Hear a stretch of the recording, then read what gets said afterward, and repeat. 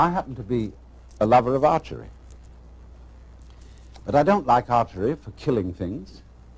I like it as a sport. But what I like most of all is to set an arrow free, like it were a bird. You know, when it gets far up in the sky, whee! You watch it. And it suddenly turns and drops. What is it that fascinates us about that? Because it's not useful. It doesn't really achieve anything that we would call purposive work. It simply is what we call play. But in our culture, we make an extremely rigid division between work and play. You're supposed to work in order to earn enough money to give you sufficient leisure time for something entirely different called having fun or play. Imagine, too, if you were a bus driver. Bus driver is ordinarily considered an absolutely harassed person. He's got to watch out for all the laws, all the competing traffic, the cops, the people coming on board giving their fares, and he has to give them change. And if he has it in his head that this is work, it will be hell. But let's suppose he has a different thing in his head. Supposing he has the idea that moving this enormous conveyance through complicated traffic is a very, very subtle game. And he has the same feeling about it that you might have if you were playing the guitar or dancing. And so he goes through that traffic, avoiding this and avoiding that, and taking a fare like this, and he makes some music of the whole thing. Well, he's not going to be tired out at the end of the day. He's going to be full of energy when he gets through his job. The art of washing dishes is that you only have to wash one at a time. If you're doing it day after day, you have in your mind's eye an enormous stack of filthy dishes which you have washed up in years past, and an enormous stack of filthy dishes which you will wash up in years future. But if you bring in your mind to the state of reality, which is, as I've pointed out to you, only now. This is where we are. There is only now.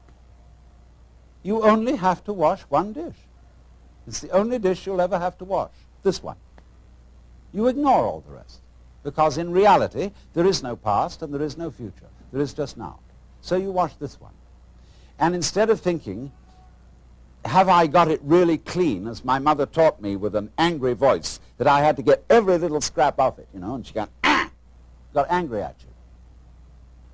Instead, you turn the cleaning movement into a dance.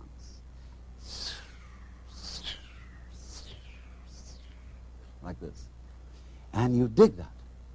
And you swing that plate around, and you let the rinsing water go over it, and you put it off in the rack. Crazy. See? Take the next one. And you get this rhythm going. See? And you're not under compulsion all the time. You know, when I was a little boy and went to school in England, I had to learn the piano. They called it playing the piano. But actually, they said you must play. We had in England compulsory games. They used to post notices on the bulletin board in the school where I went to, which said, this afternoon everyone will go for a run. And if you didn't go for a run, and it was found out that you hadn't, you were flogged. So everybody hated going for a run, because they were under compulsion to play. Everybody must play. It's like the whole game of life we're all involved in. It's only a game, but everybody has got to belong. So we went running. I remember one day I was out on a run, and I was trying to enjoy myself because I was running on the balls of my feet, dancing along. And a fellow came up behind me who was running on his heels. He was jogging. And he was going clump, clump, clump, clump, clump, clump, clump, clump. And I said to him, what's the matter with you? You're running on your heels, and you're jarring your whole body all the way through. Okay, but he stuck to it, and he became the champion long-distance runner of the school. But he didn't enjoy it. It was work. And all he enjoyed was the suffering that he endured that made him feel that he had really contributed to the human race because he suffered so much. He identified his existence and his worth with his suffering. Now, really great runners dance when they run. They don't necessarily follow a straight course. They may weave. And in the same way, if you happen to witness in the year 1970 the World Cup Championship in soccer, you would have seen that the winning team from Brazil played soccer in a most extraordinary way. They played it like basketball. They played it dancing. The way we learned soccer in school when I was a boy was very, very formal and orderly, and we didn't really enjoy it. But these fellows were bouncing balls off their shoulders, off every muscle, and they had astonishing teamwork. But at the same time were dancing the game, and the sports writer in the London Times said that they danced their way to victory. So the point is, therefore, that you can do everything you have to do in this spirit. Don't make a distinction between work and play. Regard everything that you're doing as play, and don't imagine for 1 minute that you've got to be serious about it. Let's take, for example, the rest of the world, other than ourselves. Think for a moment, what are vegetables doing? Let's, for example, consider this. And what's it all about? I mean, it serves us, human beings, by being decorative, but what is it from its own point of view? See, because here is this stalk, and all these leaves come out, ka-ching, ka-ching, ka-ching, ka-ching, ka-ching, ka-ching, all the way to the stalk, then whoops, it goes into this. And then it goes into flowers in the end, you see, and they go kitty, kitty, kitty, kitty, kitty, kitty, kitty, kitty, all around. And I look at the thing, and it's like a symphony. It's just like Bach doing a fugue with all the different movements going. And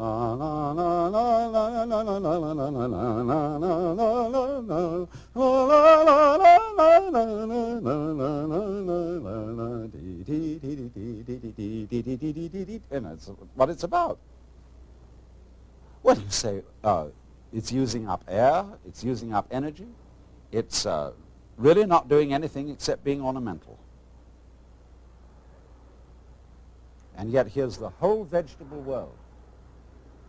Not only cactus plants like this, but all trees, roses, tulips, and edible vegetables, cabbages, celery, lettuce. They're all doing this dance. And what is it all about? Why do they do it? Well, we say, one must live. It's necessary to survive. You know, you really must go on. It's your duty. It's your duty to your children. But you see, the thing I feel is if you bring up your children that way and tell them that they ought to be grateful to you because you're doing your duty towards them, they will learn to bring up their children in the same way, and everybody will be depressed. There really is no necessity to go on living. We think, you know, it's part of our Western philosophy, that we think we have a drive to survive, that we must go on living. Because some big daddy said to us, you got to go on living, see? And you better make it, or else. Well, I've already explained to you on this show that the fear of death is completely absurd. Because if you're dead, you've got nothing to worry about. So you'll be all right. So in the same way, you must not No, I don't want to use that word, must not. Because I'm not trying to talk to you as an authority. I'm trying to talk to you as somebody who's opening your mind up, a helper, not a father figure. This thing here, this plant, I'm quite sure it doesn't say to itself, you ought to go on living. You've got an instinct to survive, which is something other than yourself and which you have to obey. See, I don't think of my own instincts as drives, which is the proper psychological term for them nowadays. I think of my instincts as myself. I don't say, excuse me, but I have an unfortunate desire to reproduce myself, and therefore I'm sexy, and would you please accommodate me? I don't say, excuse me, but I have to eat, and really it's absolutely necessary that I eat. I say, on the contrary, hooray! I am this desire to make love, and I am this desire to eat. It's not something else that pushes me around, it's me. Well, all right, but it doesn't have to go on. I don't feel so compelled that if it were to stop, well, if it were to stop, if I were to be killed, that would be another scene. That would be a different form of the dance. If I'm in pain, people say, don't scream, don't cry, because screaming or crying is a perfectly natural reaction to pain. When a baby is first born, they cut the umbilical cord and somebody smacks it on the bottom, and the baby, yeah! See? That's the first thing in the world. There is in Zen Buddhism a koan which says that when the Buddha was born, he suddenly stood up and announced, above the heavens and below the heavens, I alone am the world-honored one. Well, everybody would say that was an extremely proud thing to say. So they give this to students of Buddhism as a problem. How could it be that the Buddha, as a little baby, was so proud as to make this pompous statement when he was born? And if you understand the problem correctly, you answer, see? Because that is the perfectly natural response to the painful event of being born into this world. But thereafter, we always say, baby, don't you cry. Shut up. We don't like to hear babies crying. Shut up. And therefore, we stamp out in human beings their natural release from the problem of pain. If you're in pain, cry. And if you can't do that, then pain is your problem. But if you can cry, and if you can let go in that way, pain is no problem. And if you get the shudders at death, the idea of death, the idea of not being here anymore, just get those shudders and dig them. Because the shuddering, isn't it curious? We sometimes say, you remember that song that said, I am not shivering 'cause I'm cold. I am not shivering 'cause I'm cold. I am not shivering 'cause I'm cold. I am just shivering with delight. You know, when we get the shivers of delight.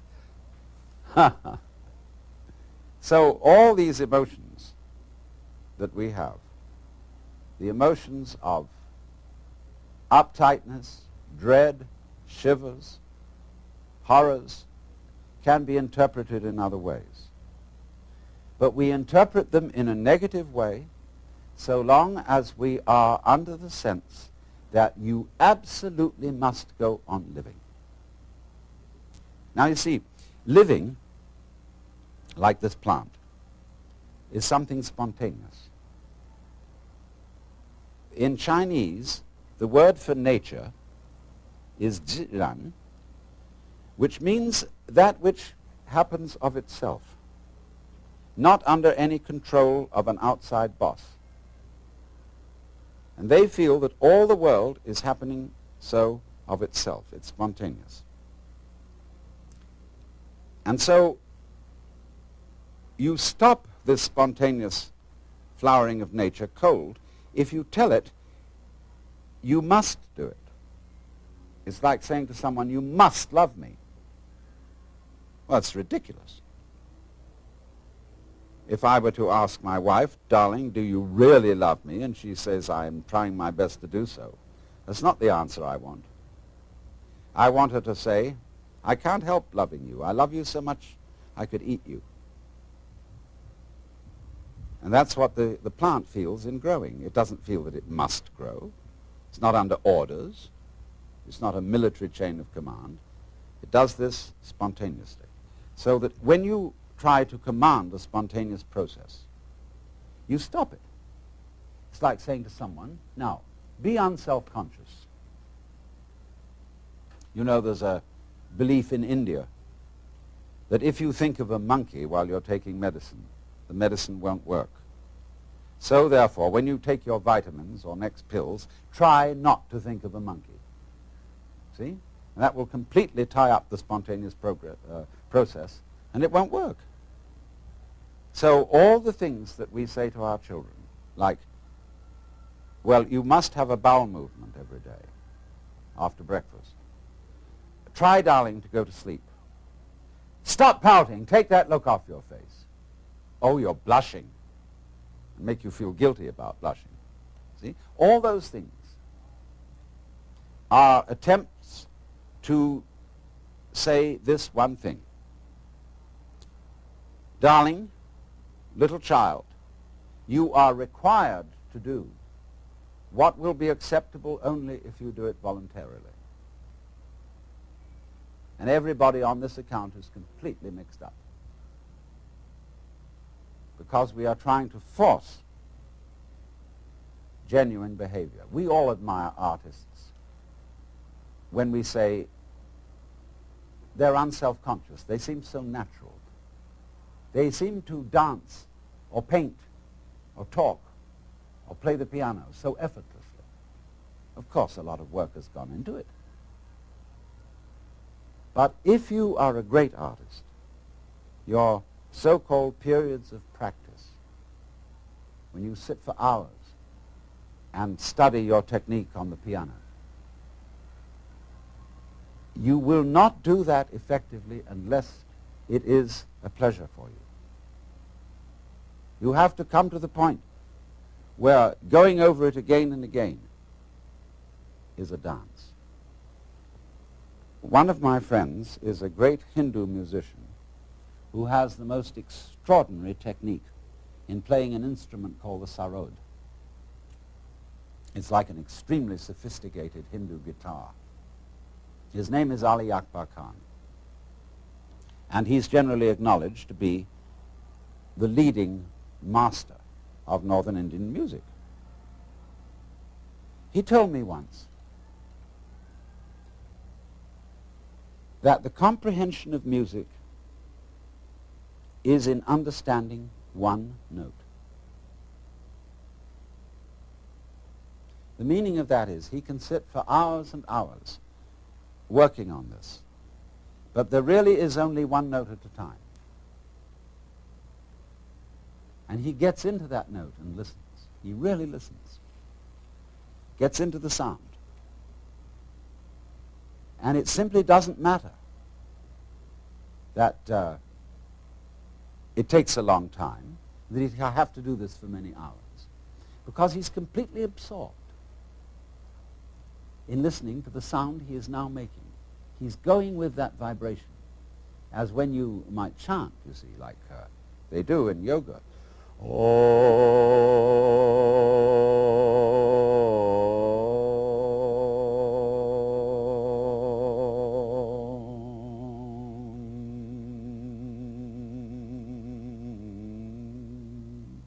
You can keep that up for hours. Now what is this?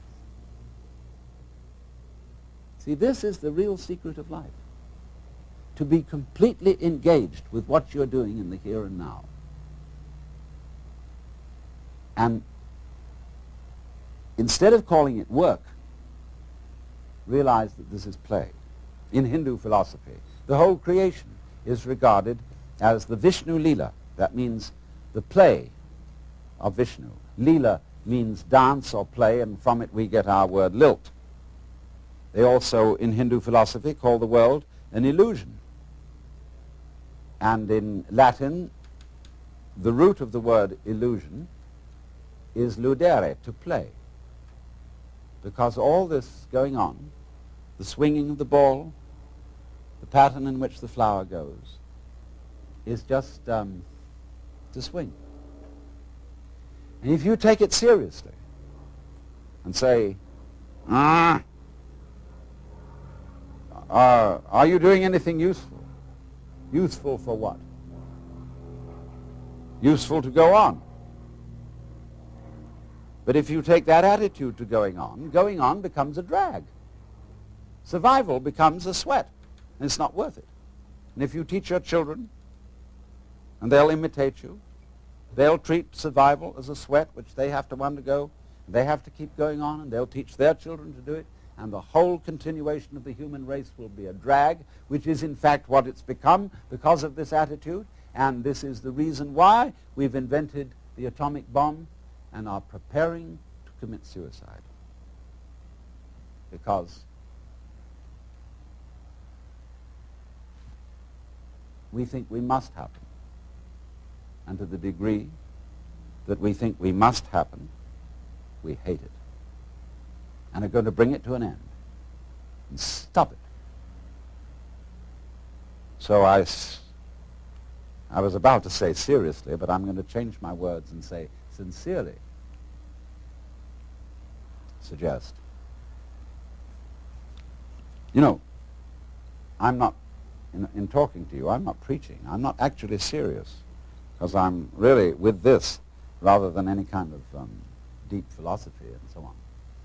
So I suggest to you sincerely. G.K. Chesterton once said that the angels fly because they take themselves lightly. How much more so then he, she who is Lord of the angels. Huh. The whole world is 3 for a penny, 3 for a pound, 'tis love that makes the world go round, or in the words of Dante. But my own wings were not for such a flight, except that, smiting through the mind of me, there came fulfillment in a flash of light, that my volition now and my desires were moved like wheel revolving evenly by love that moves the sun and starry fire.